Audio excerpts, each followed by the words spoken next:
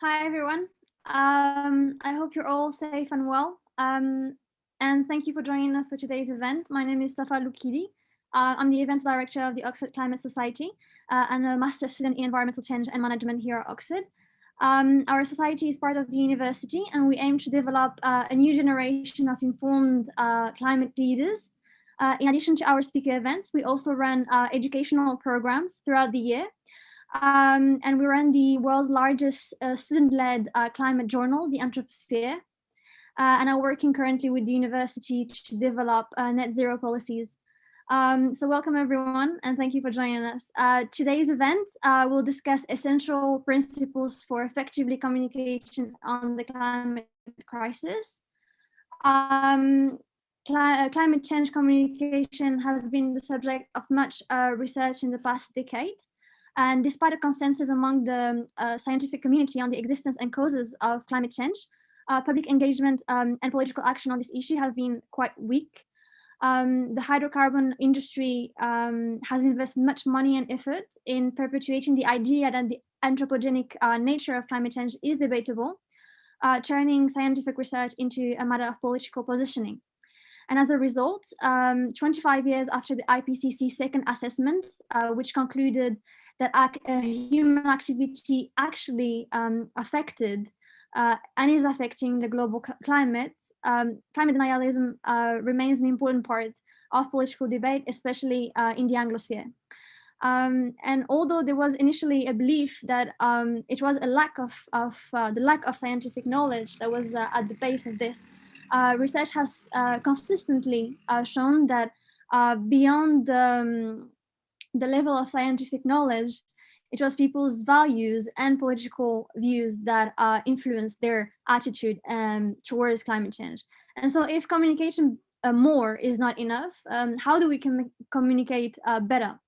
And so to provide some insights today, I am delighted to welcome two experts on the topic, George Marshall and Professor Matthew Nisbet. George Marshall is the founding director of Climate Outreach, a British charity which leads the research on public engagement with climate change. Mr. Marshall has 30 years of experience at all levels of communication and advocacy, from community level protest movements to senior positions in Greenpeace and the Rainforest Foundation, for example. Professor Nisbet is the professor of communication, public policy, and urban affairs at Northeastern University in the USA. And he is also the editor-in-chief of the journal Environmental Communication and of the Oxford Encyclopedia of Climate Change Communication Project. And so to start this event, I will hand over to George to give us an overview on the situation. Thank you so much, Safa. I'm going to share my screen now, and let's see if this comes up nicely. We're all okay, aren't we? Okay, let's start up there. Thank you so much for inviting me. It's a real privilege and an honor. I'm going to go through this quite fast. And what I'm going to try and do is stimulate a number of points which Matt can pick up on, but also that we can go into in a discussion. The first thing I'd like to say is, like, why is engagement important? And we would say that in climate outreach, increasingly our argument is that people have a fundamental right to know, that people have a moral and a legal right to know about how climate change will affect their lives, and in order to make informed decisions. We want to take public engagement into the language of rights. First of all, because there is a social justice element to this. People across the world are really inadequately informed about climate change. They're aware it's happening, they're concerned, but they have very little idea about how it will affect their lives, especially in the most vulnerable areas. And as I'll say later, we've been doing some work in some of those. I'd also say that people have a legal right, which is very little recognized. The original Framework Convention specifically required governments to educate and inform and involve their citizens in climate policy.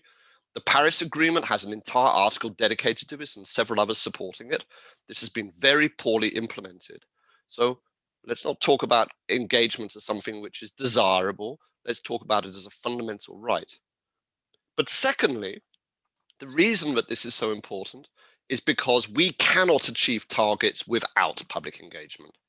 I think the COVID experience is very pertinent to this. We know that a well-informed and educated citizenry is essential for them to understand the causes of the issue, but also the solutions for them to feel actively involved in it.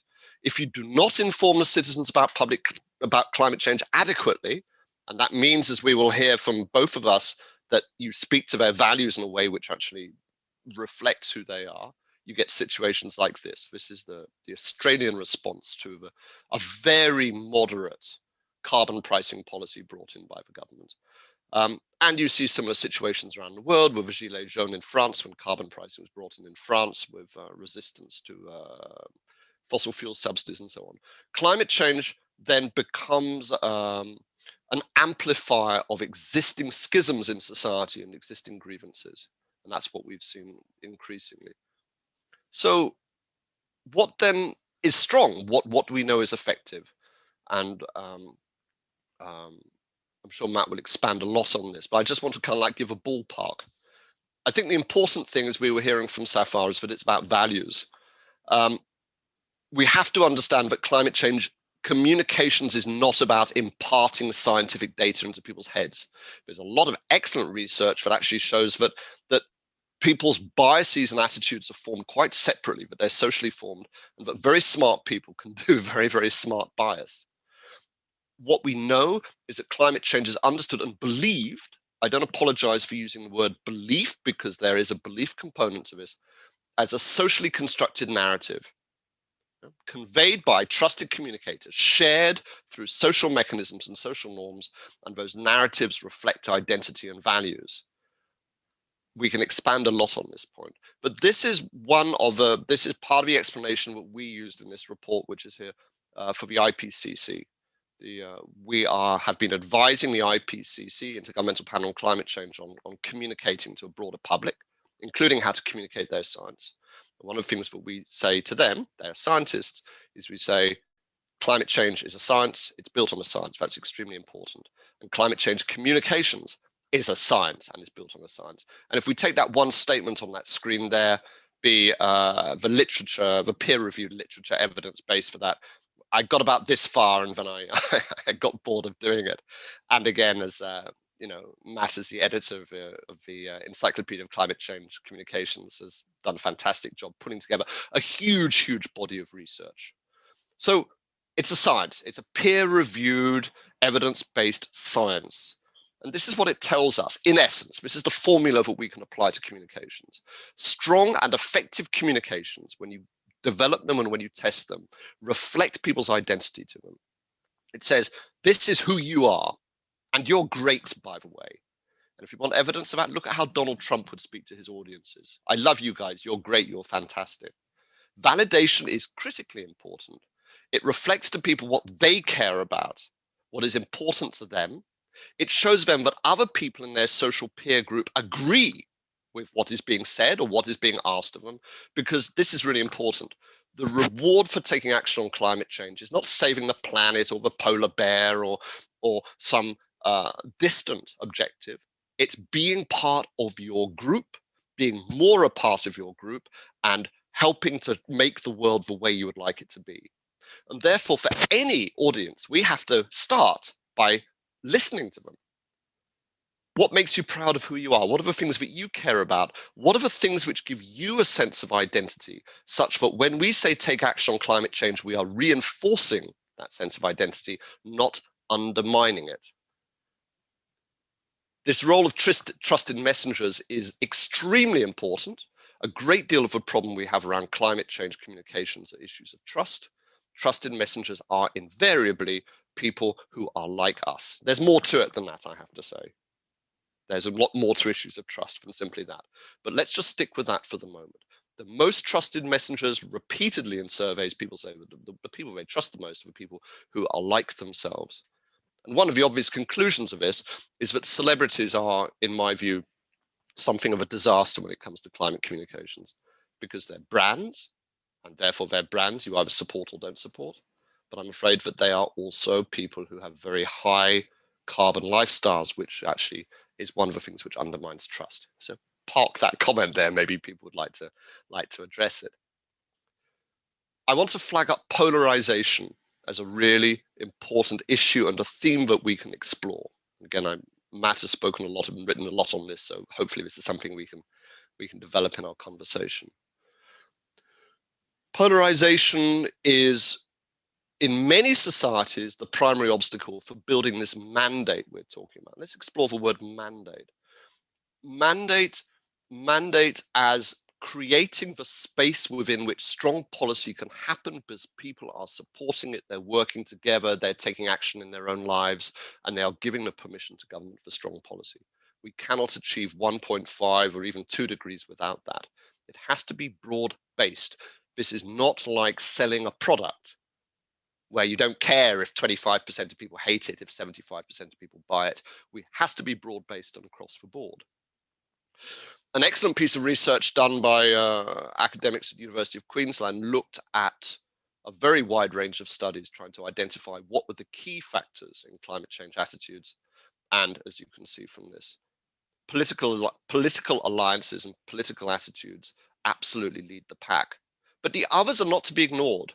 There is a substantial age polarization, which in some places is actually quite serious now, and it's growing. And of course, there are differences in education and income and worldview and so on. But that political one is one which I would like to foreground because it has been so deadly to the climate debate.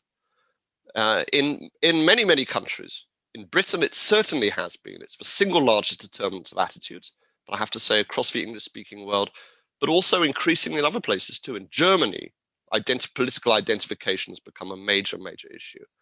The Green New Deal in Australia, in the US, for example, is astonishingly polarized. On the face of it, it would appear that it has sort of mixed support. Quite a lot of people oppose, quite a lot of people support it. But look what happens when you do it by voting intention. Democrats overwhelmingly support, Republicans overwhelmingly oppose. And I think I would be surprised if there's ever been any policy quite so extremely divided, because it hasn't become a policy at all. It's become a vehicle for your identification and for your identity. And this is a deadly place for climate policy to be, because as we know, it then just swings from government to government. And if you don't have a broad-based support, people will undermine it. And I have to say, one of the key reasons for this, there are many, but in my view, coming from the environmental movement, it has not simply been a matter of Exxon funding climate deniers, although that has certainly been a factor. It has been because we within the environmental movement have utter contempt for people who do not share a broadly based social progressive liberal attitude. I have to say, this is something I continually confront the environmental movement with. And remember, I've worked for them my whole life, of saying that we speak a great deal about social diversity, about diversity of income, about diversity of color. We never talk about political diversity within our work. And I'm afraid we pay the price for that in political polarization. So let's draw out, if I may, a few case studies. Just a few ideas of how in practice you apply these principles. How do you speak to people's values? And this is some of the work of climate outreach. This is all, by the way, on our website, but so please do look at that. Britain Talks Climate. This is I think, a leading piece of research, even by world standards. Large survey, over 10,000 people, with an excellent segmentation model, segmenting by a cluster of attitudes which we could say align strongly with political worldview. Not voting, by the way, because voting is a little misleading. It's the values, and it's the values in people's identity. And this came up with a range of interesting conclusions I'd be happy to share.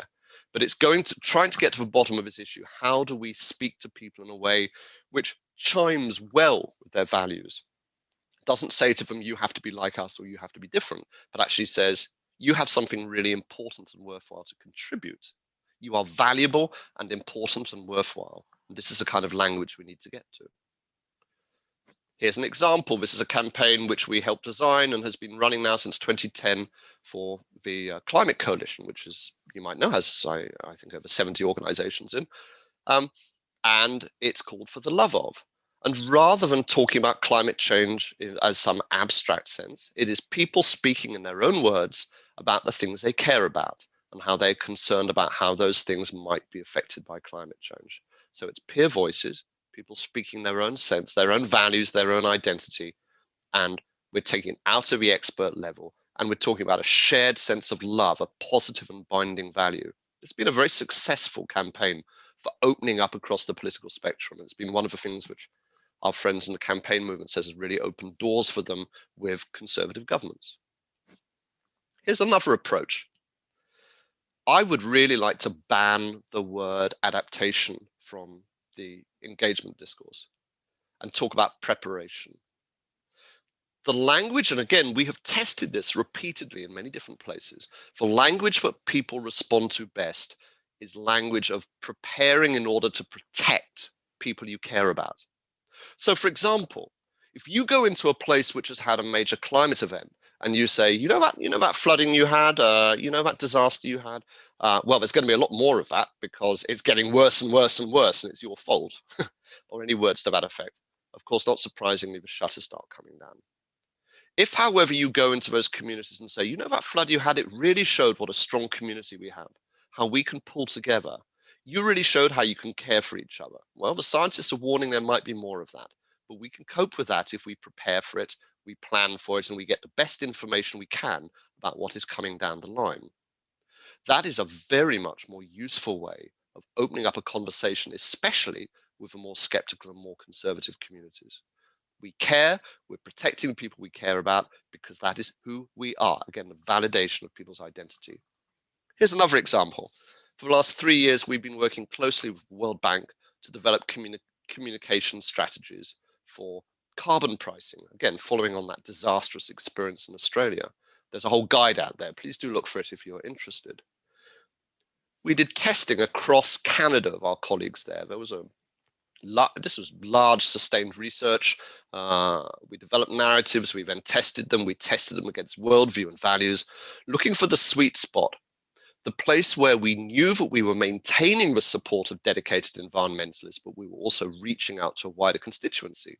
And you'll notice the language which was most effective was language framed around fairness, that people who did the right thing could be rewarded and benefited, and that it was fair because it's shared. Now, this is language which not only works well, and we would predict would work well with more conservative audiences. And remember, attitudes in Canada to carbon pricing are completely politically polarized, as we would expect. But also, fairness is one of the key national identities of Canadians. You ask them what makes Canadians special, they say fairness. So we're really trying to hit the button on what identifies people nationally. Faith, another hugely important area, very neglected in climate communications, so we're picking up. Again, we did some work on this, and we've worked closely with people across faith communities. Faith communities, again, the same thing. Why should you care about climate change? Why should you take action? Because taking action on climate change is a manifestation in your own life of your faith. It brings you closer to God. It brings you closer to your faith community. That's the reason. It's certainly not about the polar bear, right? So we found, for example, language about gifts being a key frame across faiths. Here, for example, from the Islamic Declaration on climate change. This kind of framing is important because it triggers people's awareness that you are speaking to them and their identity. And by the way, Islam and Islamic values have enormous potential for communications on climate change and personal behaviors. Very underestimated. So national identities, we did a chunk of work in Wales a while ago, developing a whole toolkit. How do we speak in Wales about climate change? Well, for one thing, we try and translate it into Welsh, and we actually found that sustainable development, we recommended very strongly to the government that they adopted a Welsh word, bodlondeb, which is kind of untranslatable. It means kind of a contentedness you find in your family and your community. They didn't go for that, unfortunately. But the ultimate objective is, can we find ways that core language, climate change language, can be turned into culturally specific language? Would be a great objective. Wales is interesting because it has a cultural identity, not continuing economically, but nonetheless historically in coal mining. Language that demeaned coal mining and dirty fuels did very, very badly in our testing. And the language we found which worked well was reinforcing people's sense of pride, natural resources that built our country, that built our nation, and we are rich in the natural resources that can meet new challenges. So in other words, what we do is rather than saying fossil fuels, evil, bad, we say, no, this is a continuity. This is building on what makes us proud on our natural resource base. Again, once again, I feel the environmental movement has really demeaned people working in fossil fuel industries. We've been working around the world with projects where we support local organizations to go and to research and do good research, like good qualitative research with their own networks. And this has allowed us to reach into areas which for normal research are very difficult to reach. We started doing this in India, of developing and testing co-designing language on communications and then reaching out to a wide range of different audiences. We are just now writing up the results of the Arabic project. We've been working across 3 countries in North Africa, all Arabic speaking countries. Again, interesting to find that Islamic language, not surprisingly, works well, even with people who don't identify as being of strong Islamic faith. And I'm very happy in any of the questions to talk about any of the specific conclusions of that. And I just wanted to say, keeping an eye on the time in my last couple of minutes, we did a very large piece of work in Alberta, working with over 70 organizations. We had over 500 people going through focus groups. We called them narrative workshops. And Alberta is fascinating because it is probably the most divided place on Earth. It is split down the middle on climate change. Not surprisingly, because if out of 500 people going through our groups, not a single person was not themselves or a member of their family or their friends involved in the oil industry. So how do you speak in this country about oil and about fossil fuels? Well, one thing you do, and this is interesting, this is a consistent finding across multiple countries. We found it in Alberta, we found it in India, we find it wherever we test it, is don't pretend this is going to be easy. Say, this will be realistic, this will be hard, but we have faced hard problems before and we can do it together. Again, this sense of validating people's identity and reinforcing it. And they liked that. They liked that. They said, yeah, no, tell us the truth. Okay. So don't think you get better communications by being softer, but you have to do it couched within people's sense of pride. But this is the important part. Language which demeaned oil and gas did very badly. I should stress with the settler community. Remember, there's an indigenous community in Alberta who have a very different way of seeing things. But let's just focus for a moment on the majority settlers. You recognize that oil and gas is important, and you have a sense of recognition and gratitude for the contribution. That is important, and then people are listening. But the language that was most effective for decarbonization was not in the end about climate change. It was about independence and it was about insecurity.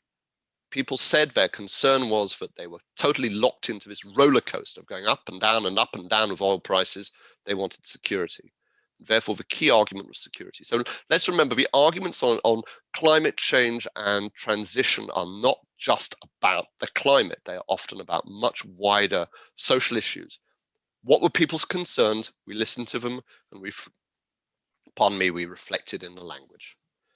And as my final slide, just to say, well, there are historical precedents for talking about a narrative of shared purpose. The thing which interested me with these examples from US Second World War propaganda is that they are about people overcoming social, ethnic, gender divisions against a shared purpose.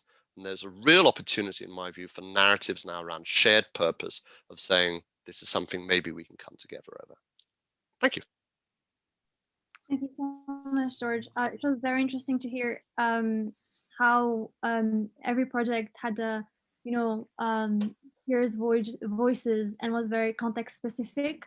So the takeout would be, learn about your audience, don't antagonize them, and speak to their issues, to their concerns.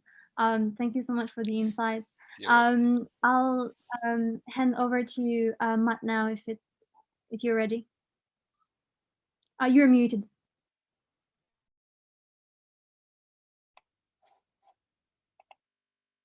Let me share my slides here. Let's see.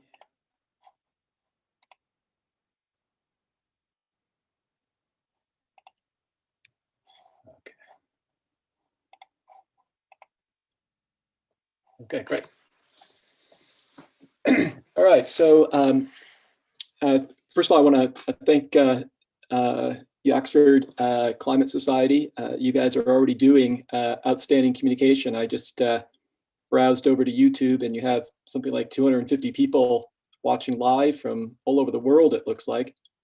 So you are doing some really great, I would call it sort of a networked form of public engagement, where you've created a public around the talks and the events that you're having, where you're drawing ideas and different perspectives together, not only in your panelists, but the people who are joining you live. So that's really, really important. And I agree 100% with everything that George just said. And I've often said that climate outreach is a boundary organization. It straddles academic research and NGO research, applied research, and they do it better than anyone else. You know, all the different principles. So they're taking general theories from social science, but most importantly, though, they're testing them within specific social contexts and across geography. So they're testing them around particular differences in identity, particular differences in culture, political culture, and looking at contingencies. And in the academic research, you rarely find that, because academics are really focused on kind of generalizability, and they don't really go out into the field and really test it. They don't have the time, they don't have the funding, and they don't translate it. So I often say the best resources you can read on climate change communication is what George's group puts together. It's really, really, really outstanding, and I learn a lot from their reports and the materials. I'm constantly reading it and drawing on it. Okay, so I am going to talk more about the specifics of climate change communication, but I'm going to step back and think a little bit broader for my talk, and then we can talk about some more details. Because I think we are at a transition moment in how we think about climate change generally, but also how we think about communication and public engagement. I think from a research standpoint, from a social science standpoint, we've figured it out. We know what should work, and what we need more of are the types of organizations like George's that are doing this boundary work. They're taking the academic knowledge and they're testing it in the field, and they're translating it for making that knowledge usable and impactful. So we need more of that at that boundary between research and application. But also, if you think about the history, so I think we're at this transition moment, and if you think about the history of climate change, one of the big problems we've always had, not only from a communication standpoint, it makes communication more difficult, but it's simply what kind of problem is climate change? And if we went back 30 to 50 years, when research from climate science started to move out into the public sphere and start to get attention, you think about the 1970s into the 1980s. The first thing, because it was developed by climate scientists, we thought about climate change, and we still do, as this global environmental change problem, or this global atmospheric problem. So we define it as we talk about it. So what is climate change? Well, it is, global warming of temperatures. It's the greenhouse effect. We define it in terms of things like average global temperature, parts per million. Now we talk about things like carbon budgets. But what if we went back in time and we did two things early on? We recognized, as Mike Hume writes in a terrific book called Weathered and elsewhere, what if we thought about climate change in terms of local culture? That the way that most people think about climate change, it's the way they make sense of unusual patterns in weather. It's a way they make sense of, or they make weather and their local sense of place predictable. And what if we didn't use the name climate change, we used the name climate risk, right? What if we were trying to communicate about climate risk instead of change? It immediately reframes sort of your mental model about how you think about it. If you think about climate risk, now you're connecting it not only to local culture or what we sense, and that we sense some type of change in the weather, change in a local ecosystem, things that we're, for a gardener, in terms of when the frost hits, the growing season in a local area, extreme weather. But now we're also thinking about it not just in terms of how do we limit carbon pollution or other greenhouse gases, but how do we make our local area better defended or better protected against those impacts over time? And what's the intersection between changes in the global atmosphere and changes in the local climate relative to our decisions around building and development, for example, relative to our decisions around infrastructure, relative to our personal decisions about where we buy property, or how we think about a local industry or business. So those are just some examples why problem definition matters. And as we move forward, and I agree with George in terms of talking about, it's not a simple story. The societal inaction is not a simple story simply about as scientific confidence increased, the fossil fuel industry has stepped in and misinformed large segments of the public and policymakers about the issue. Well, from a conservative standpoint, what the fossil fuel industry, when they did do that, is they made it easy for conservatives who had concerns about the problem definition of the problem and some of the policies that were being proposed to seek out a different set of experts, to engage in a process of motivated reasoning, and to make the debate a false debate about the science rather than really a debate about values and worldviews and your own beliefs about what makes for a good society. So early on, climate scientists were not environmentalists, but environmentalists used the problem of climate change and climate science to argue on behalf of things that they had already been arguing on for decades. Sort of anxiety about consumerism and about capitalism and about too muchness or too much growth, to use it as another reason to regulate industry, and then also imbuing it with, at least in the United States, sort of a spiritual, religious element about nature being a place where we lose ourselves, where we find salvation. And you can see this narrative, for example, in Bill McKibben's book, The End of Nature, which was the first popular science book or the first best-selling book about climate change. As we went forward, then we redefined climate change as a market failure. That's something that we address by way of carbon taxes. But only until recently did we start talking about climate change or framing it as, say, a resilience and innovation problem, where the solution is not degrowth of the economy, or the solution is not simply taxes, but rather government R&D and the technologies we don't have in order to solve the problem, plus investment in protecting our communities, defending our communities and our industries and our ecosystems from the impacts that are inevitable.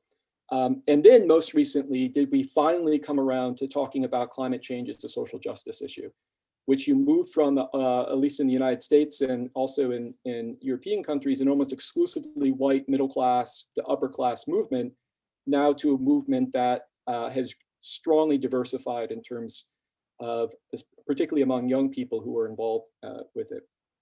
So let me take you a second where how I was talking about climate change as of towards the end of 2019 before the pandemic hit. And let's see if I can move forward here. All right, so if we look at the United States, and again, what's interesting is, as George was saying, in terms of having a broad-based mandate for action on climate change, the question is, where is that sort of imaginary line? When do we cross, right? How would you quantify? What is that threshold for a broad-based mandate? And in the United States, what people often look at is, say, a single poll question about, do you agree or disagree global warming is caused mostly by humans? And this is from the Yale climate maps, where they've aggregated and used other methods to allow you to drill down by state or by county, or in this case, by congressional district, where public opinion might be. And what's interesting when you start to look at this is, on average across the country, you have 57% of Americans who say climate change is caused by humans. And you can see that in these blue areas is where you're below 50%. These really map on to not just Republican red states, but the United States. I have a friend from France, Dominique Broussard, who talks about this, but there's good historical research on this. Going back all the way back to when the United States was settled, they were settled by different people coming to the United States for different reasons. And these areas here, these are the Scotch Irish that moved out here and first settled this area. They have a strong individualistic culture. They want to be left alone. A lot of the people in here have a strong libertarian culture. It's not Republican, it's not Democrat.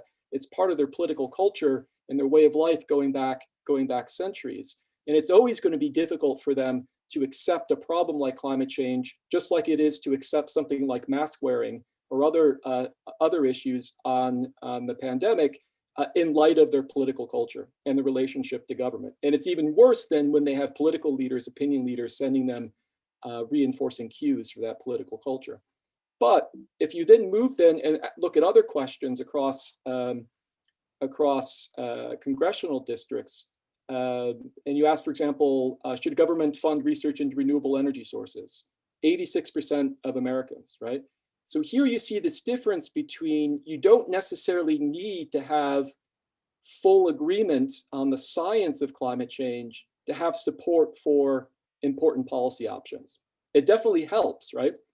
And in fact, actually, how people answer that single question on whether or not human activities are causing climate change, they probably know what the scientifically correct answer is, but many of those people are answering in a direction that they think is the politically correct answer based on their cultural or conservative or Republican identity. In the United States, we see the same thing happening on when we ask people questions about evolution. They know what the scientific answer is based on when we do question wording tests, but they often answer in a way that it reflects their religious identity rather than what they know is the consensus among scientists. And as we move through these different maps on congressional districts, even asking people regulating CO2 as a pollutant, 75% of Americans overall say that. And you can see there's majority support across every single congressional district in the country. And then when you look at taxing fossil fuel companies, slightly less support on average, but again, you have majority support across every county. And so the question then is, why don't we have political action, right? Why don't we have political action? And what we haven't done from a research standpoint and also from a translation and applied standpoint is look close enough at elite opinion. And what is the role of party donors, party activists? You certainly see that role with the Democratic Party now in terms of Green New Deal activism in this last primary race among Democrats. It was the primary voters, it was the activists, it was the donors that really drove up the perceived priority of climate change among Democratic voters. And also it got every Democratic candidate, including Joe Biden, to pledge massive commitments in terms of spending. In most cases, it was an unfortunate exercise in over-promising, which is its own problem, right? So history suggests that social movements and activism are really important, and public opinion provides sort of a window of opportunity around an issue that enables federal policy to happen in the United States. But ultimately, for something to pass, it really takes negotiation, compromise, and leadership from moderates. And that includes also compromise with industry. And that's where we're at now in today's Congress. So that's how I was talking about things related to communication and politics as of last year. But then in March, the world changed. History changed with the pandemic. And it's an interesting question. Like on climate change, experts have warned about the pandemic for 30 years, about, we're going to have a pandemic like COVID-19 for 30 years. What's interesting about the pandemic, the problem was never able to be framed in a way that resonated strongly with people's values. It never developed a moral constituency around it. It was never perceived as a way to argue against capitalism. It was never perceived as a way to argue on behalf of an opportunity to argue out on behalf of a better society in line with some segment of the public's values and some type of sort of issue entrepreneurs to grab a hold of it. And so in the United States and in the UK and also in a lot of European countries, we were left completely unprepared, even though we knew about this problem for 30 years. The policymakers were not willing to take the costs to prioritize preparation and defense against a pandemic, which is different from Asian countries, which have a different political culture and also have experience with pandemics that we don't have. And then once a couple of days after in the United States, we hit the 100,000 death mark. Only 3 days later was the George Floyd killing in Minneapolis. And now it moves for 3 months really from, back towards the end of 2019, beginning of 2020. At least on the Democratic side, we're defining the future in terms of climate change. Democratic activists were defining the future in terms of climate change. And I think that was a mistake because we ignored issues like a pandemic, and also ignores a lot of other issues that, at least in the United States, have been going on for a long time. And that is, this has been going on for 150 years now, is this racial reconciliation, but also, as we're just now seeing with the attacks on the Capitol, which again, I think people are still numb to. People are still not waking up to the significance of what happened on January 6th. This is at the scale of the 9/11 attacks in terms of world history changing, United States history changing. To think that you would have the sitting president of the United States rally a mob of white nationalists to storm the US Capitol. And once they got inside, the vanguard of that mob calling for the hanging and the killing of the vice president and the Speaker of the House. If that was a movie, it would either be considered absurd or so subversive that people would call it to be banned. So the challenge I've spent 20 years studying debates over science, politics, and policy, and most of that time focusing at least half or most of my research on climate change. And as George talked about, I've always found climate change has never kept me up at night. I think it's a grave threat, but one of the reasons why I study it is it reveals things about ourselves, right? It reveals why we have values-based differences. It reveals why we disagree, why we are so polarized across countries. But one of the things that I think is at the root of that polarization, and also at the root of our inability to deal with problems like climate change, and at the root of our inability to prepare for something like a pandemic, is that our institutions overall have grown incredibly weak. So from a social science standpoint, in terms of doing effective communication, social science-driven communication that's translated like George does really well and applied, what it's good at doing is taking sort of a stable social or communication system or ecosystem and tweaking it in ways that, in small ways that can make a big difference, right? But if we don't have a stable social or political system, effective communication runs up against its limits, right? We don't have a stable social or political communication system right now, just relative to what big tech's influence is on society. Not only in terms of the control and spread of misinformation, but how big tech makes it so easy for us to engage in outrage and to be polarized. And also the impact of big tech on our traditional media institutions and the decline of newspapers and other really good sources of information that we have.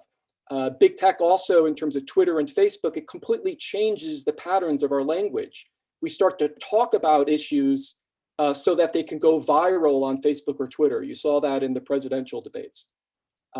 That's a institutional problem where it's eroded norms and it's weakened our institutions. And across the board, as you look at from Parliament in the UK to Congress in the United States, to our public health system at the local and national level in the United States, why we were caught unprepared by the pandemic, our institutions no longer operate in the way that they should. And because they don't operate in the way that we expect of them, we've grown incredibly distrustful. But on top of that as well, is that in our liberal democracy like the UK or the US, since the 1960s, our institutions have been very good at expanding rights, to protecting and expanding rights for the public. But they haven't played the role, they no longer play the role of self-restraint and social cohesion, right? What that does is it makes it so much easier for us to only think about politics nationally and only think about politics in tribal ways, right? We have no other kind of cross-cutting identities. We're not a member of a church. We're not a member of a community. We're not a member of a club locally. We think only about issues like climate change or politics generally through the lens of a particular group. I'm a conservative, I'm a person of color, I'm a progressive. You can kind of go down the major lists of identity groups, right? And we have nothing holding us together. I think George mentioned about this idea of, I forget what he said, we can talk about it a little bit more, but in order to have a public mandate, you need some type of social cohesiveness, right? How do you get to that point of a public mandate without social cohesiveness? Communication can only get you so far, right? The dissolution of our institutions, the dissolution of our social ties. If you guys want to read a good book in the UK that came out recently, the people that talk about this the best are the people on the center right. Sort of the Burkean conservatives. I think it's a weakness of people on the left that they don't think more about this. But Rabbi Jonathan Sachs' book, Morality, and the BBC series that he did. Again, you can disagree with him politically on some issues, but I think he's dead on when he talks about the importance of a shared morality. And where does shared morality come from? It comes from institutions that mold and shape us. And on the left and the right, we only think about institutions now as, can we bypass institutions? Big tech libertarians, they don't want to deal anything with institutions. They think just tech can solve the problem. People on the left have a tendency to engage in unmasking institutions, seeing every institution as oppressive.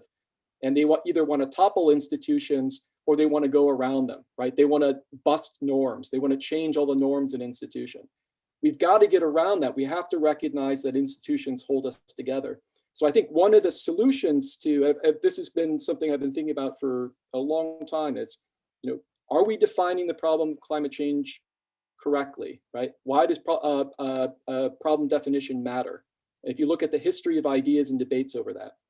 And then two, more recently, I've been looking at and writing about why do institutions matter? How can we think institutionally, not just about climate change, but the broader political and social system within which we have to make decisions and reach that public mandate to reach that decision. So one of the things that I started recently is a Substack newsletter and podcast called Wealth of Ideas, where the main themes I'm exploring is sort of this battle of ideas over issues, particularly climate change, but others over the last 30 years, and why problem definition matters, and the power of ideas and the power of discourses and narratives.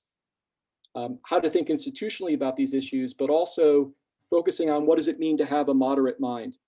And we often think about a moderate as someone who's in between a progressive or someone on the left and someone on the right. But a moderate mind is actually more about a habit of mind, right? You can be a moderate leftist, you can be a moderate conservative, but having a moderate mind means that you don't see issues in black and white, you see them in shades of gray, that you value pluralism, that you're also ultimately, you might be advocating on behalf of the cause, but you can only go so far with advocating on that cause. And at some point you have to seek middle ground, right? And you also recognize the limits of your knowledge, right? You're always testing your knowledge. You're always testing your assumptions. And so what I'm trying to do is I'm trying to articulate, what does it mean to have a moderate mind in an age of extremes? Because I think that translates into so many different things, everything from problem definition to how we live our personal lives to how we communicate about problems like climate change. Importantly, the issue of civility. And as George was also talking about, this idea of being able to put yourself in someone else's shoes, and this idea of empathy. Okay, so I'll stop there. Thank you. Thank you so much, Matt. I suppose we shouldn't restrict ourselves and get trapped by this identity politics and tribalism. And as George mentioned earlier, trying to listen to the other and consider that maybe their concerns might be valid from their own point of view and start the conversation from there. Thank you so much. I'll just move to questions right now. We received a number of questions from the audience, but I'll start with some of mine before moving to the other audience question. So I had a question about framing. So in one of your articles, Matt, you mentioned the importance of framing, and climate outreach also talks a great deal about framing. So how to create a narrative that links climate change and a particular worldview or a concern of people, right? So using the framing of morality or social justice, as you said earlier, or faith. This is something that I have difficulties with, because not understanding, because if we have, for example, how do we deal with divergent or contradicting narratives on mainstream media? So let's say we have two people. One of them goes on a TV channel, a program, and he's a climate, or she's a climate activist, and frames the issue of climate change as a social justice issue, as mentions environmental racism, and says that climate change is an opportunity to change our and reform our economic system, right?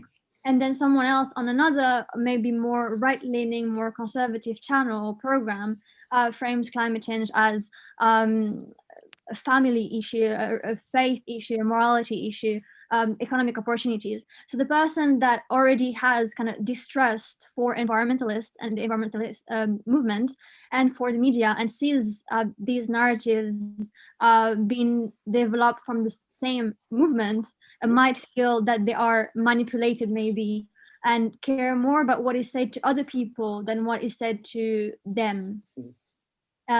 So how do you I think so in the research, one of the things that's interesting in the research is that when you do say survey-based experiments and you expose people to competing frames, like say you frame climate change as a public health issue, and you also have them read a short other snippet that talks about the uncertainty of climate change or denies that climate change is happening.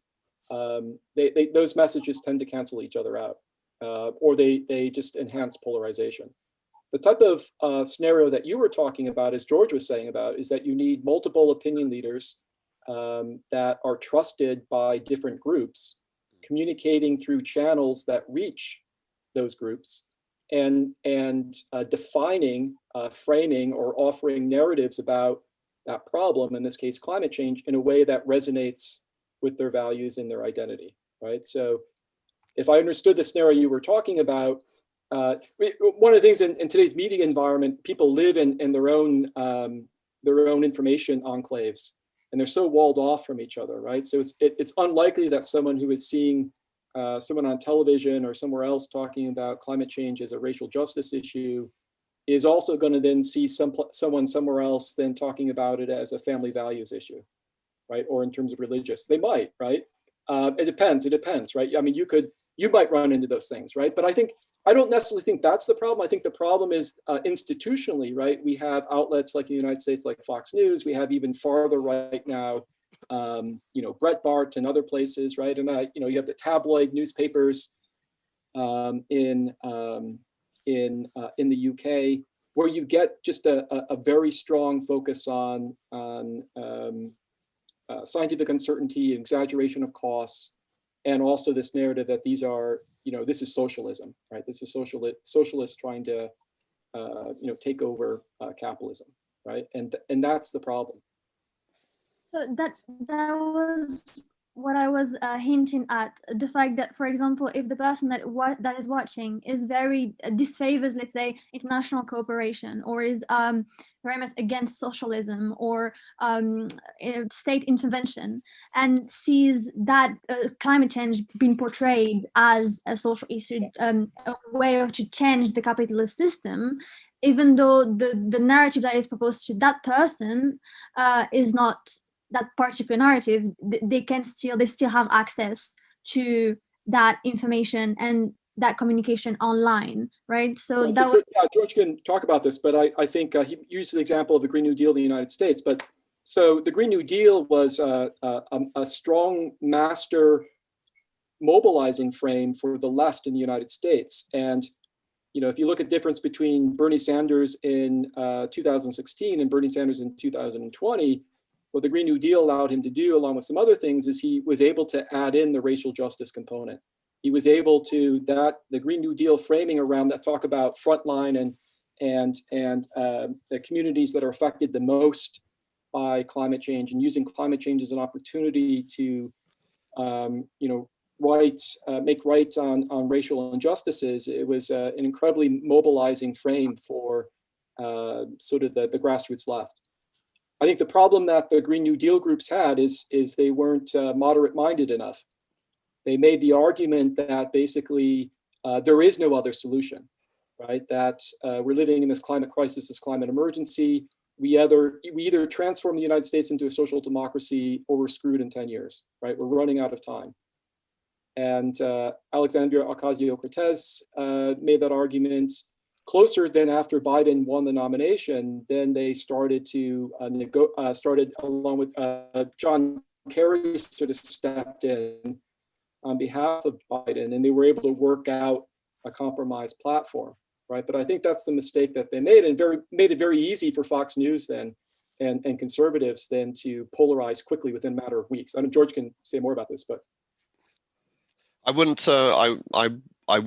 speak to that specifically, but I'd like to pick up on a few of your points, Safa and Matt. I think it's very true that people have an acute kind of like, it's part of our social brain, and an acute awareness for scanning for interlopers. I think it goes right back deep into our kind of historical social roots, and therefore disingenuity.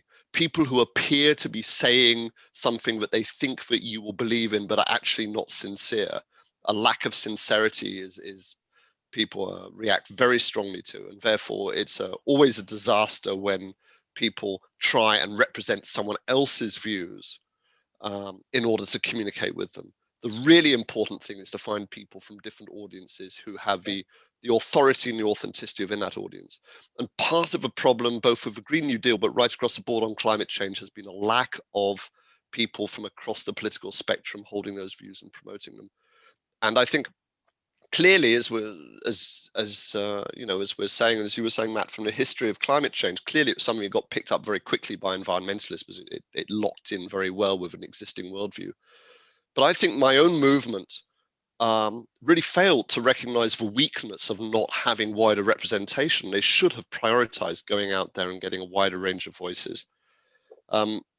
Because really what we needed the situation that you suggested there, Safa, where you had somebody putting one argument from the left and someone putting one argument from the right would, in my view, be a very desirable situation, that people were speaking to different audiences in different ways, speaking to different values. But the problem we have is that, especially in the States, is we have people on the right speaking to a position of skepticism, because that space was left wide open as a vacuum in the public discourse. And that is exactly the space that then people with their own vested interests moved into. And I think that I don't think we all have to be saying the same thing at all. I think I think one of the kind of historical metaphors for this was what happened certainly in Britain during the Second World War, where you had a sense of a common threat that was shared across the political spectrum, but people on the right and people on the left was talking about it in a very different way. They had a very different motivation. They had a very different sense of what the world was that they were working towards, what they were defending and what they were moving towards, but they could agree on a sense of a common threat. And I think that's where we need to get to. I guess the final thing I'd say is also our research, when we go out and test things, find that it's not either or, that often there is a framing sweet spot. As I gave that example, for example, in Canada, of maybe framing carbon pricing in terms of fairness. There is a place where you can find language, you can go out and look for it and test for it, which works well with both the existing base, but also with the potential swing, which is usually on the center right. And what you need then is you then need communicators who can speak with authenticity from that position. I think there often is framing that can speak across the board. Right. And I would just say just one thing about religion, right? And George talked about religion and the different recommendations, reports they've put together. It's really brilliant. It's great. And the one thing we often think about religion as a personal belief or a value system. But religion, in essence, is a religion, right? I mean, an institution, right? It's individuals with particular belief system embedded within a social context that has a history, has customs, has traditions, and has norms. And as I often, when I give presentations to scientists and others, and mostly secular Americans in the United States, I show them research on the volunteering rates among people who are church attenders. not just their volunteering rates, but their level of civic engagement in their local communities, turning out to vote, turning out to town meetings. I mean, it's significantly higher than people who don't go to church. And the reason is that it's a social norm, it's expected, and they're receiving cues or messages from their church leaders to do so. But their friends in their community are saying, why don't you turn out with me, right? They might not think about this issue as being important, but they're receiving requests to participate, right? Just like you guys on your campuses are like, oh, let's go to this meeting, come to this meeting. I don't know anything about it, but I'll go with you, right? That's the thing that I do, right? And what we've lost is we've lost, other than the church, right? What are the social contexts that we have in society where that type of process happens, right? And can we invent new ones, right? Because we're not going to have people go back to church. Maybe, I don't know, right? But we're losing that. If you look at even the United States, the demographic trends among millennials, you're soon not going to have anyone going to church. But if you look at the civil rights movement in the United States, which to me is, along with Gandhi and fight against colonialism, easily and against apartheid, easily the most successful social movement in history. That was an institution-based social movement. It was led by church leaders, and the social cohesion and the belief system, right? The strength, the resilience they had emanated out of the Black church. And then when Martin Luther King then tried to most of their alliances with whites were not necessarily with students, white students coming down, but with national labor unions, because a lot of Blacks were members of the labor unions, and they got most of their money from national labor unions for their campaigns. What happened then was Richard Nixon in the 1970s stepped in and started to divide working class whites against Blacks, and that's sort of the evolution of where we are today. Right, but that movement worked through two main institutions, churches and labor unions, and they wouldn't have been successful without it. We want to go back to the questions, but I just want to say I agree with the decline of some of these moral institutions. But if we look, rather than institutions, if we look at the various ways that people cross over for networks within which might have shared interests or shared values, there are a lot that have been very underexplored. I think occupation and workplace connections are very important to people. For many people, it's their main social network. Well, there have been very, very few attempts to extend climate communications through the workplace. And whilst I agree that these kind of like historical institutions are in decline, there is still an extremely high level of membership of social organizations and identification, whether it's sport networks or whether it's leisure activities. There's a very wide range of ways that people come together. So I do agree that these things may be in decline, but I also feel as a communicator, thinking where there are ways to reach people, I just see enormous opportunities everywhere that are completely undeveloped and unexplored. And I'd like to say, well, before we start worrying about losing opportunities, let's at least use the ones we have. Churches still remain obviously a main engine of participation. I would just say that universities and colleges, right? So if it's the difference with like a network affiliation, right? Like a hobby or network affiliation is there's not the same level of socialization that goes on. So in a workplace, in a university, in a college, in a church, or earlier on in your educational life, right? You're developing norms and cues and values and knowledge and networks that you can't develop anywhere else, right? You can't develop those online because they're here today and gone tomorrow. And one of the struggles that the Black Lives Matter movement has had is that they're a movement, the new type of movement is this very flat, non-hierarchical movement that's networked by online tools. And they're very good at erupting in protest and some other messaging.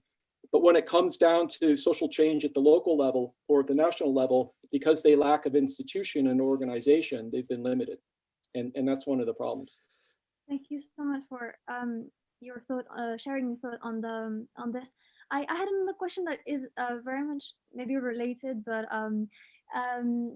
so George, you mentioned in your presentation that one of the key elements was to emphasize fairness and collective action, right? So one of the issues that, for example, I noticed kind of looking at German media and the far, not the far right, the very right movements in Germany, is that they were saying, why is Germany doing so much, and why are we completely destroying the mining community and completely rethinking our energy sector when we only constitute about 1% of global CO2 emissions. And so I think one of the issues is communicating the principle of common but differentiated responsibilities, right? So especially considering how difficult it is in our society now to talk about historical accountability when it comes to colonialism, for example. And so do you have any advice on how we can bring that point across when people say, oh well, India and China are not doing enough, we don't pollute that much? Or, I mean, it's climate change is inherently a very difficult issue for us, socially and psychologically. I wrote a book on this subject of why this is a particularly, not an impossible problem for us, but a very hard one.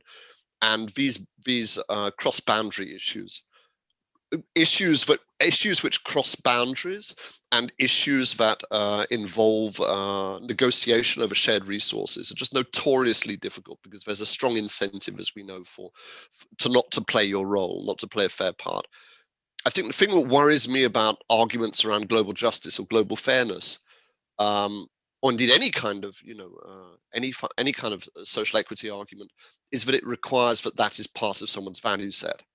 So for me, it's no problem for me. It's self-evident. But again, we need to recognize that people have different ways of seeing the world, and that actually, quite frankly, some people are not concerned with, with global equity. It may very well be that they have enough struggles of their own to pay attention to that. So I wouldn't demean the arguments of the necessarily of the people in Germany. It's not one I share, but it's one I have sympathy with. I can understand why they would hold that view. Therefore, the important thing in that case is to find arguments for why taking action on climate change is something inherently what people like them would do. So they're not doing it for the Chinese, they're doing it for themselves. I look at my own behavior. I try and do low carbon behaviors. I try to be, careful of my own lifestyle, how much I travel. It doesn't make any real difference. My own behavior makes very little difference to the wider world. But what it does is it makes a difference to how I feel about myself and my own identity, because I have internalized those values.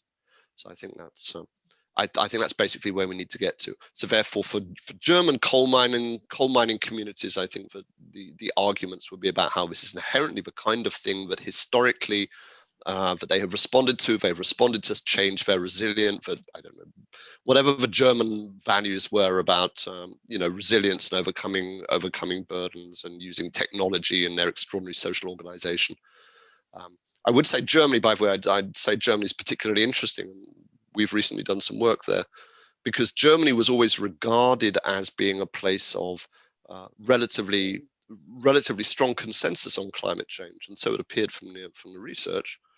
And then there was the emergence of Alternative for Deutschland as a far-right party, which seized on climate change as one of these wedge issues. And it's really been opening up in Germany as a political issue. I think it goes to show that we always have to be alert to the poison that can come with, this is kind of like a virus, the climate denial is like a kind of opportunistic virus which finds ways of creeping in. Thank you so much. I think Matt is having technical. We lost Matt. Oh, sorry. So I suppose I'll just move to another question, and hope that he will join us again in a few minutes. So I had one question about uncertainty, how to communicate on uncertainty, because scientific research and IPCC reports speak in a way that many of us don't really understand, in particular on uncertainty. So it's very easy and it's expected from scientists to underline their own limitations, their own uncertainties, and like point to areas of further research, right?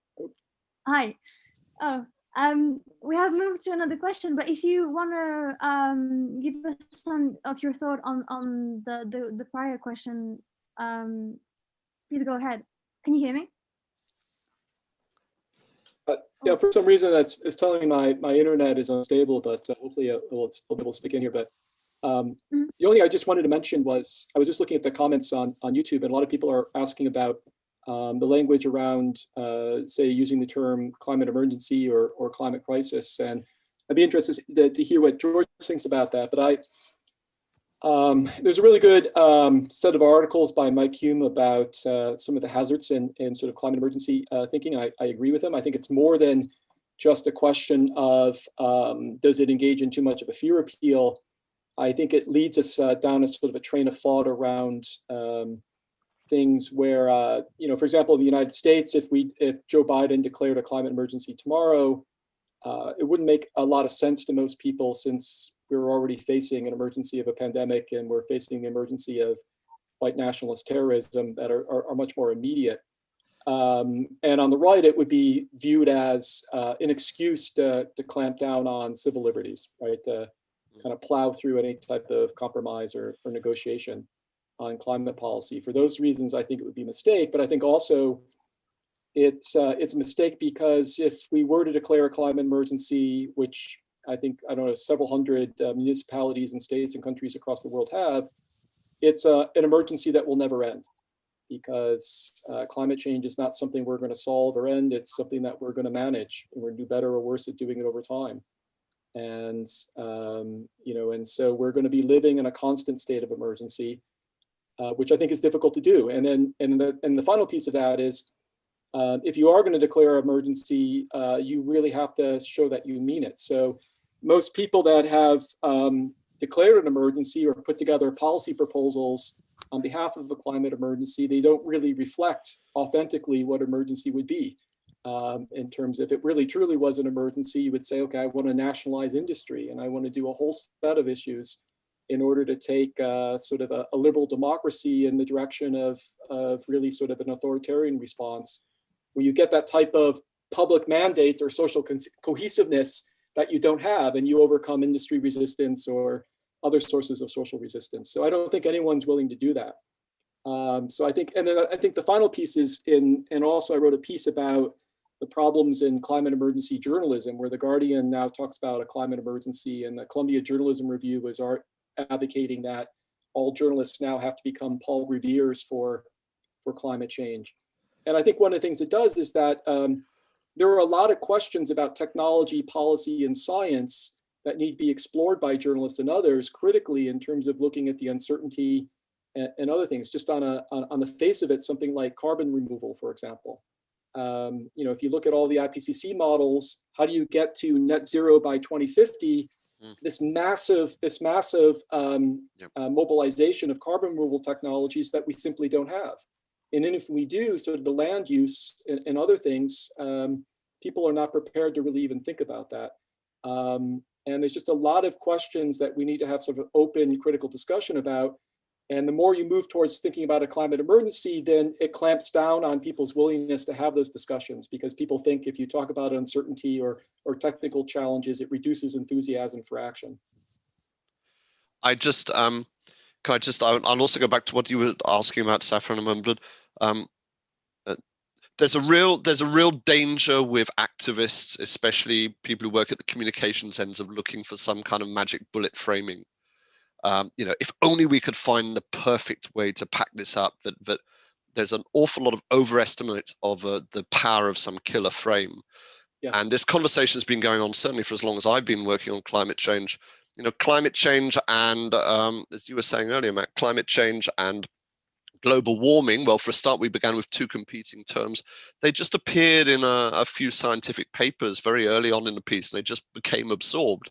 No one really went out there and asked if these are the best ways of talking about it. But there is something in their blandness, actually, and in their failure, which makes them quite good as a relatively neutral way to talk about it. When we try and when we try and kind of like supercharge with these with this emotive framing, I think we fuel polarization. We make it, we make it harder. I think you can have I think, again, there's a danger of moving into this area of disingenuity. And also, of course, this point that you're saying, which is very true, which is an emergency, fine. If this was something which had a narrative arc where we all pulled together, we all fought the good fight, and then we overcame it, and then we moved on. But it doesn't work like that, and that's not what it's going to be like. And so that doesn't fit very well with the way as humans that we like to deal with things. We're used historically to situations where we beat problems and then we rebuild. And so we go through the struggle into the grief cycle and then into the renewal and restoration cycle. It's not going to happen that way with climate change. And so we've got to be very careful with taking language from previous experience and applying it. We can see this with COVID. We can see COVID, we started off with this COVID emergency language. Now we're really having problems because people have gotten tired of the emergency. You only stay on an emergency footing for so long. Yeah. We let the slack out a little bit so people felt that they were through it and getting back. Very hard to get them to come back in again. So there's no ideal. The other thing which I also worry about climate emergency, climate crisis and all of this is that this has not really been tested. This is something which is emerging out of a worldview of advocates without asking, hang about, does this build this broader mandate, or does it create polarization? My worry is the latter. Going back to your point earlier, Safa, about uncertainty, I'd like to direct people to a piece of work that we did called the Uncertainty Handbook that we did with Stefan Lewandowski at Bristol University, which I think has been translated into 5-6 languages, maybe more now. You can download on our website, which is exactly what someone is asking for there. An attempt to pull together just some of the key findings on uncertainty communications. And one of the findings, which chimes with what you were saying earlier, Matt, is don't talk about uncertainty, talk about risk. Because risk has embodied within it that there is a range of outcomes, but they all have to be evaluated as part of a risk process. So talk about what you do know, not what you don't know, is one finding, and another is to talk about risk, not uncertainty. Thank you so much. But please just download it. It's there on the website. Just look for that Uncertainty Handbook. The climate outreach website and climate visuals are extremely useful tools. I'll just move to the audience questions, obviously, because please. We're running short on time. We've got a question on languages. So the audience member is asking, are specific linguistic groups better at science communication? Is there any implicit bias based in language when it comes to science communication? Oh, I passed to Matt on that. That's a fascinating question. Across different languages. I'm not aware of research on that. The general research on science communication has been so Anglo and German specific, and also out of Scandinavia. And we're just now starting to have good research coming out of China on climate change communication, and South Korea, I would say, the other place, and then Singapore. I mean, Singapore, most of their research is in the English language. So language and translation is ultimately connected to culture and values. And it's something that we don't really understand well enough. And one of the big places to do climate change communication and science communication is that we only really have a very thin level of research in this area is in Africa. Because when I did this Oxford Encyclopedia of Climate Change Communication, I tried to have a country profile on as many countries that has a depth of social science and qualitative research on climate change. And I think we ended up with a couple dozen countries, but we're just now getting an entry, or just had an entry into the overall collection for South Africa. And it was difficult for some countries, and South America would be the other place. So yeah, I think and again, I think the way to do research, you have to do research at the local level in developing countries. You have to do a lot of field research because ultimately, even the way that, as we designed this whole idea of climate change, it was designed by white male scientists and economists with global models. And again, you get back to this idea of climate as local culture and climate as climate risk. right? There's this interaction between local culture and land management, and there are local ways that local cultures have already developed in terms of how they are adapting to change, or have been adapting to change for centuries, even before we had human-caused climate change. And it's just not us imparting our knowledge to them, but it's us learning from them in terms of their local expertise and lay expertise, instead of us sitting back and believing that we have all the answers. But that's in fact actually good. Communication is not messaging. Communication is dialogue. Even framing, it's a process. Yeah. Right. It's not this idea that we're going to come up with a killer message and we're going to hit people everywhere with this message. Right. That's what the behavioral scientists and the big tech companies try to do with A/B testing and things like that. But if you're going to do good communication, it's about relationship building, it's about dialogue, it's about a process. It's not about targeting and messaging. And I think that's where we make a mistake. I want to completely support what you were saying, Matt. I mean, you know better than anyone doing the encyclopedia, but there is an astonishing and really extreme imbalance in research, wherever research is being done. Well, both at the research end and then at the application end. Both of these are appalling. The enormous imbalance and disproportionate amount of research done. Probably, I suspect North America has as much as the rest of the world put together. And then if you divide it up for, once you take out the richer countries, there's very little left.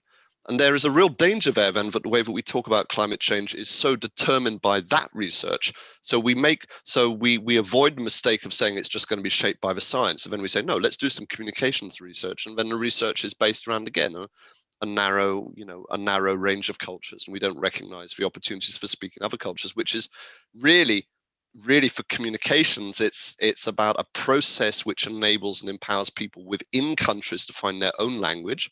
And as I suggested, going back to that point about climate crisis or climate emergency or whatever, it's about people within those countries finding resonant frames that work within their own cultures.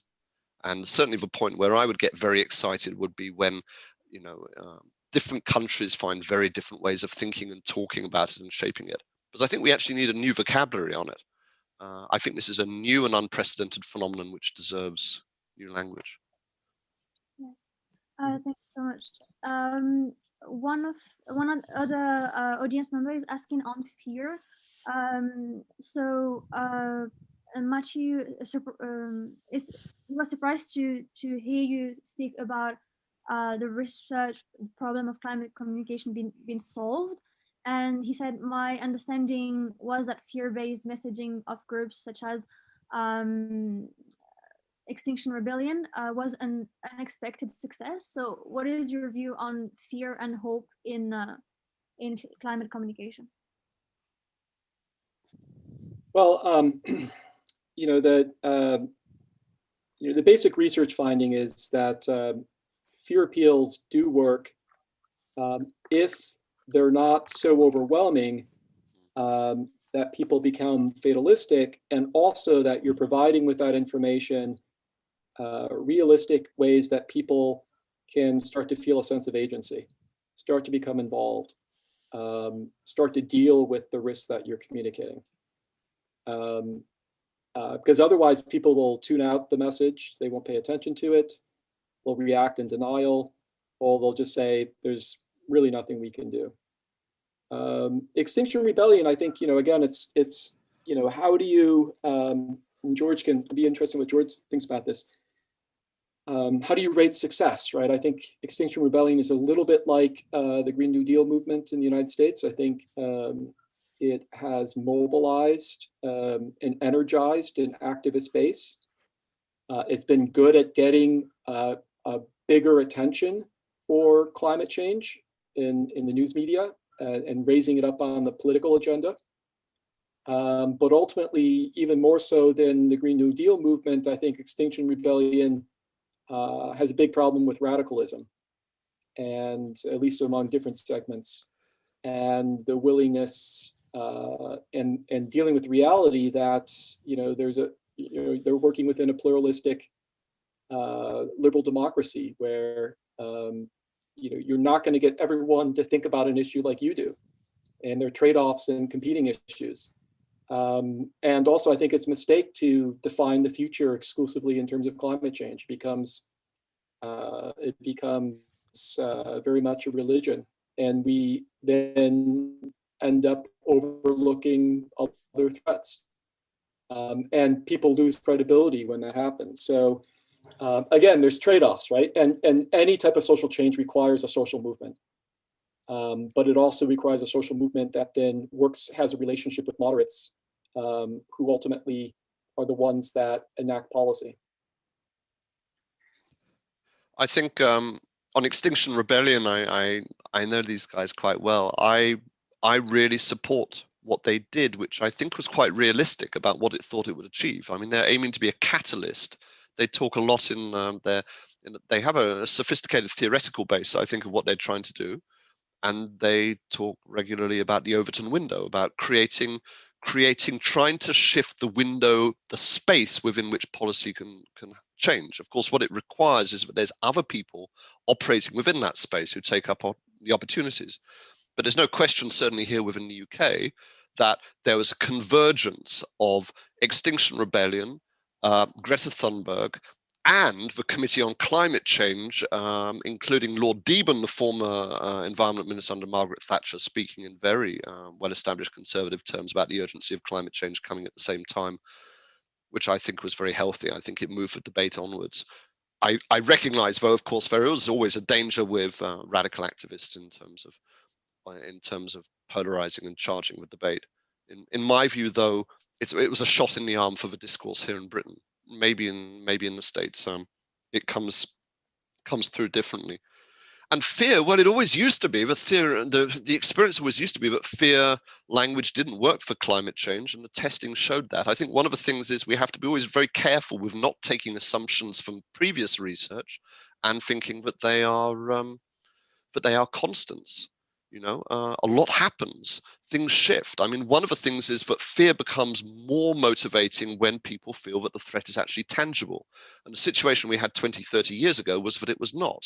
Now, with repeated, recurring, and amplifying climate impacts, people are pretty adaptable. So many people just say, well, what's the big deal? But I mean, here in Britain right now, we now have every winter we're having extreme flooding in a way that never happened when I was growing up. So it's happening right now as we speak. And so I feel that fear messages, now that we're in a situation where the impacts are becoming more tangible, are probably more likely to be effective. However, it does go back to the point of whether you trust the person who is speaking to you. People will trust fear messaging when it is coming through a social peer or someone who they feel is like themselves, but not when it is coming from someone from a rival tribe or someone who they think might be an agitator. That's the danger. Again, it keeps coming back to the same thing. If we want effective communications, we have to greatly diversify the range of communicators and the fora networks within which they're speaking. Yeah, I think the other thing that I worry about with Extinction Rebellion and some of the climate emergency and some of the kind of the overwhelming sense of fear that you see in a lot of popular culture, I do worry about the psychological and emotional effects on young people. I think there's a delicate balance between young people recognizing that this is a serious political issue that matters to their future and being passionate and committed to a cause. And then young people, which is completely natural to do, becoming overwhelmed by thoughts about climate change to the degree that every aspect of their life, right, is dominated about anxiety about climate change. And Greta Thunberg, is one of the most courageous people I can imagine, and she's made a real difference. But when I hear her stand up at the UN and say that, you've taken my life away from me, you've taken years away from my life, and I think that she's grown up in Sweden, she's a middle-class family, she's safe and secure. To have someone be completely preoccupied with climate change, where it drowns out every aspect of your life, that is not something I would wish upon anyone. And to see young people talk about how they're not going to have children, they're thinking about to have climate change influence whether you're going to have children or not, or get married, I think is a big mistake. If anything, we need more people to get married and have children. It'll make us a more resilient society. But you can choose not to have children, get married for a number of different reasons, but climate change should not be one of them, right? But this idea of climate grief, I think it's something to be concerned about. I think it's out of control. You see newspaper stories and also other places reinforcing this idea. I do think it's a problem.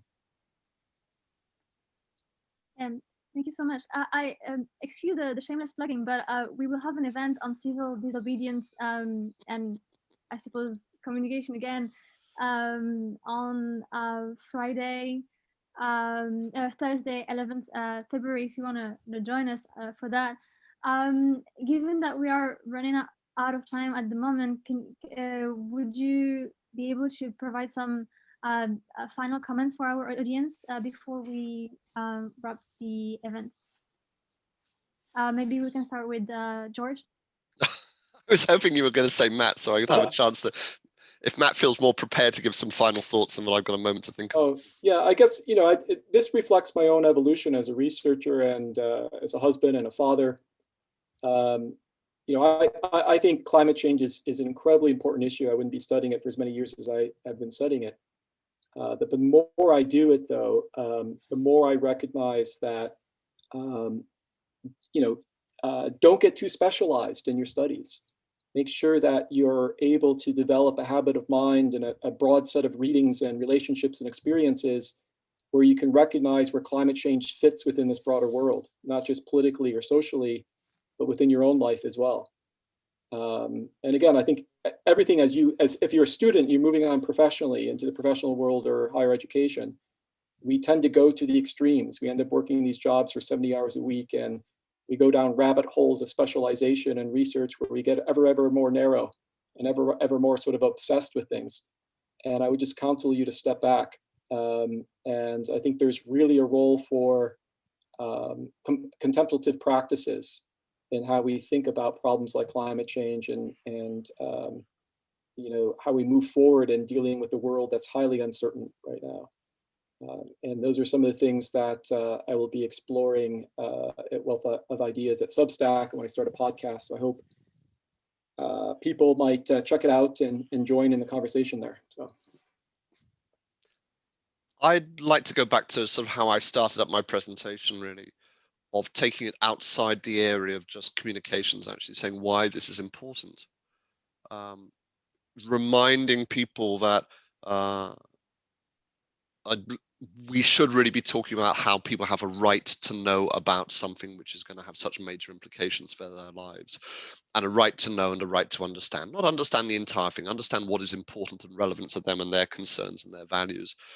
And as an objective, we really should be moving towards a situation where our objective is that everyone in the world has enough understanding and information on this issue such that they can make informed decisions concerning, as far as they have personal agency, where they live, what they do, the decisions they make in their careers, and so on, or in their lives, or what crops to plant. I'm devastated, but there's people around the world who are investing in crops or building houses in places that will never sustain them. And that's why I kind of say it's a threat multiplier. So let's remember that. I think that people should have that and have a right to do it, and that we are committed to providing it for them. In the Paris Agreement, for rich countries of the world committed to provide the resources to enable the lower income countries to inform and educate and reach out to their citizens. Again, we have completely failed to do that. So we need greater quantity. I think Coca-Cola spends $400 million a year on communications. What do we spend? Right. I think so. There's a quantity. I think there's a quality as well. I think we know a great deal about what works or what does not work. We really need application, and I think the application, going back to some of the points that Matt was saying, are issues of process. What are the means and mechanisms by which we can reach people? Recognizing that actually maybe the ways we used to reach people through institutions or conventional media networks don't work. And how can we reach people better? Are there ways that we can do it in this new and changing world? And recognizing also what we're talking about, engagement, which is one of the subjects of this. And engagement is a two-way process, exactly what you said. We haven't really spoken much today, for example, about participation, public participation. Yeah. But it's important.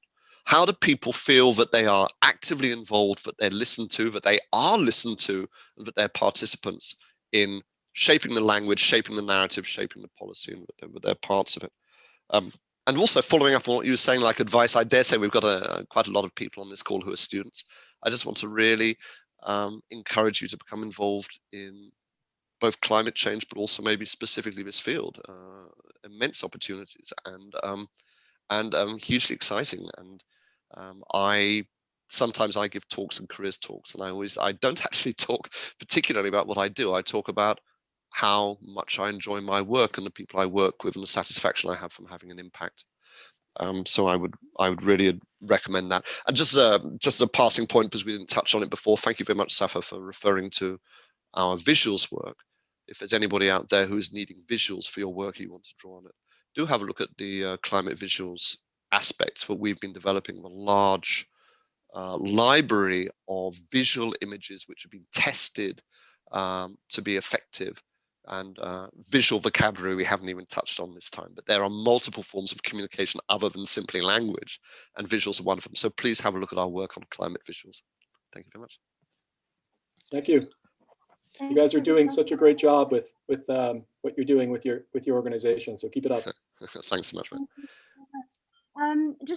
Thank you so much for joining us again. And for any of you that are interested in the role of the media in particular in addressing climate change, or how the media should cover climate change, we have an event on Friday at 6 p.m.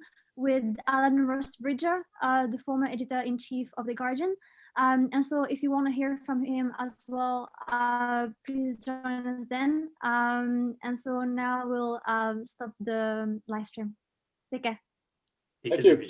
Thank you so much. Thank you. I think we're still live.